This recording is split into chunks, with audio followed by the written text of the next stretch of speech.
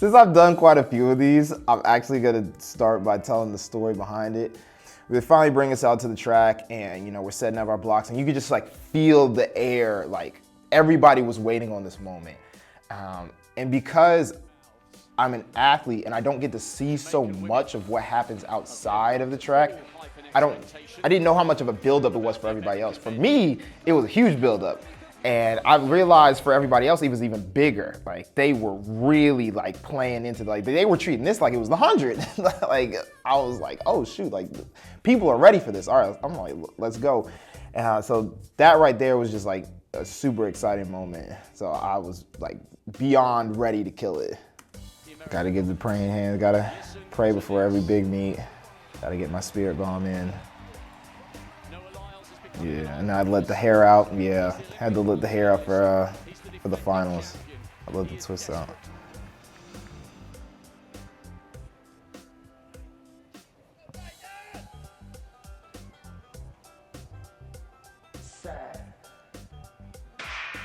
They're away first time. There's a roar. All right. This moment right here automatically knew I won the race.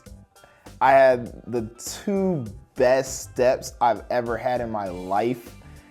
And from that point, I was just like, shoot, this race is already over. I was like gone. My energy was flowing. I was down the track. Like, I didn't care if I had caught anybody or not. I could just feel it in my steps. They were powerful. I was like, yeah, this race is done. Like, but I didn't know like how fast I was gonna run yet. From the crowd, it's a great start from Lyles, but Bednarek's run. So right about here, I caught Joseph, and I was like, okay, I know Joseph doesn't have the greatest start, but he's still a 19.9 runner. You know, you don't catch everybody just that easily. So I was like, okay, I'm moving. You know, I'm actually moving. Well. And then I caught Aaron Brown, and we start coming out of the turn, and I'm like, okay, I don't sense Kenny, who's a pretty good turn runner, and I don't sense Arion. I was like, now that I think about it, I don't sense anybody. Like, I don't feel anybody's presence. I can't hear anybody breathing. I can't hear any footsteps. Like, I'm like alone in this instant. I'm like, okay, I guess I'm running this by myself now. Inside, no move yet from Knight. Yeah, so I'm coming off the turn. As soon as I came onto the straightaway, like everything was perfect. Like my hips was tucked, my knees were coming up high. I was striking the ground with a lot of force. I was pretty much at full speed at this point. Like I knew like anything I was doing now was like uncharted territory. Like I was going into that dark night and I was like, I'm gonna come out of this like with top end speed. Like I'm breaking everything. And I was just like, all right, as long as I can hold this, you know, this is gonna be good.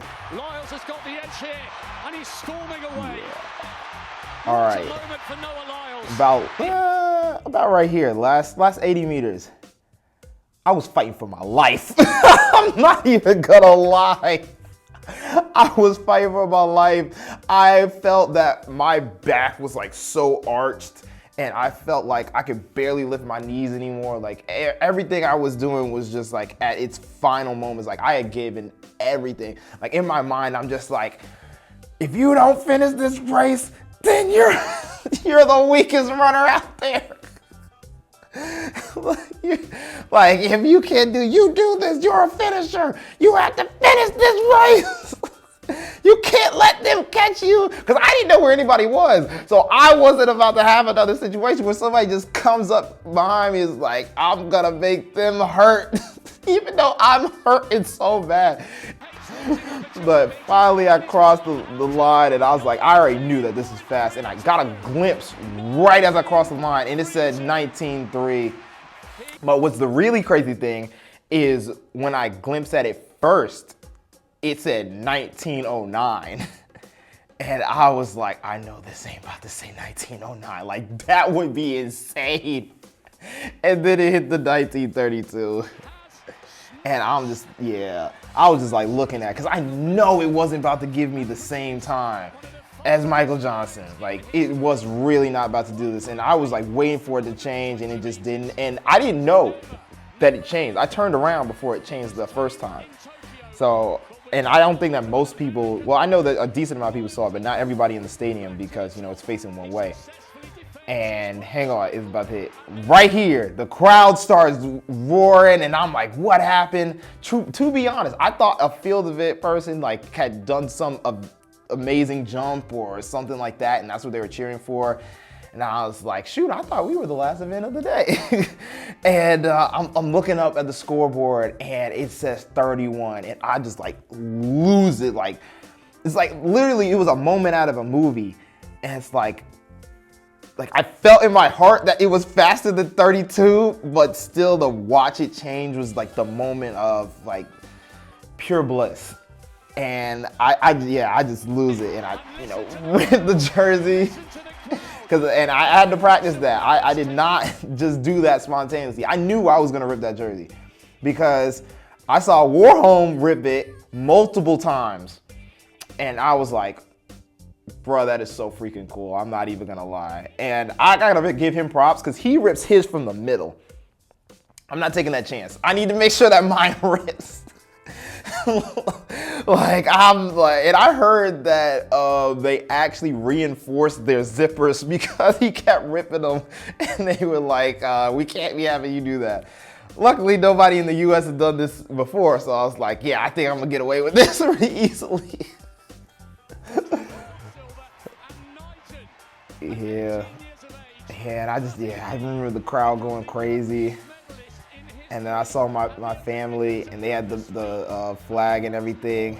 And my Josephus was so happy, and Abby was there, and Pops and my mom. Yeah, it was like that icing on the cake, like knowing what I came from last year in Tokyo to come here and have like everything set up perfectly. Is like even to the lane, like having the best lane draw that I could have ever asked for. Like, of course, I'm a 7 guy, but 6 is truthfully like the best lane. It really is. Yeah. And but yeah, they were rushing us so quickly to get everything done. I didn't even get to do a victory lap. That's the thing that I was probably the most hurt for. Had to do their pictures with us all holding the flags and everything, and it was a US sweep, and you know they still had to make TV time, and I get that, but gosh darn it, I wanted that victory lap so badly. Yeah, and the sweep was definitely, it was cool because the cool thing about this is we're the same guys who made the Tokyo team, and you know we had the plan to sweep at the Olympics, and it just didn't, you know, come to fruition. But this time we actually got it done, and it was again on US soil. You know, at that moment it was just like, yo, this, you don't see moments like this too often. I don't even remember what I said to Ariane. Something about this. I don't know, to be honest. Oh, I remember what it was. It was like, I think they were like fastest third place finisher or something like that. Or he was the youngest person to get a world medal. And I was congratulating him on that, and I was like, that's crazy. Yeah.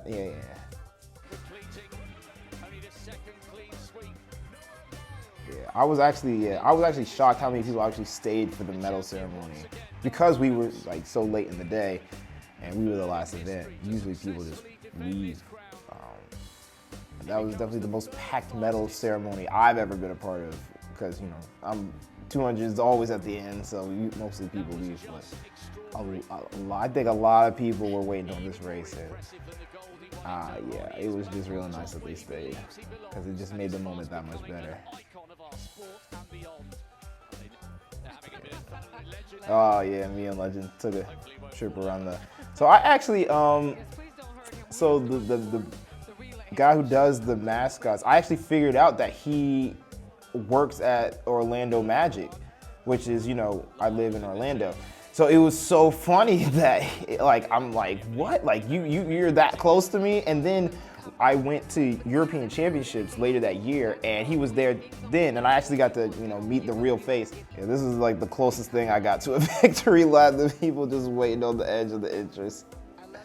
But I was gonna take it for sure. And it's like 5 minutes later after this, Michael Johnson actually came down on the track and, congratulated me. And we had like a brief, talk about just like how we went from Tokyo to this year and, actually getting the record and his reaction, at seeing it go from 32 to 31. And he was just very supportive. It was really cool. And he was like, if anybody was going to break it, you're definitely one of the athletes I would wish to see broken. And I was really appreciative of that. And that's it.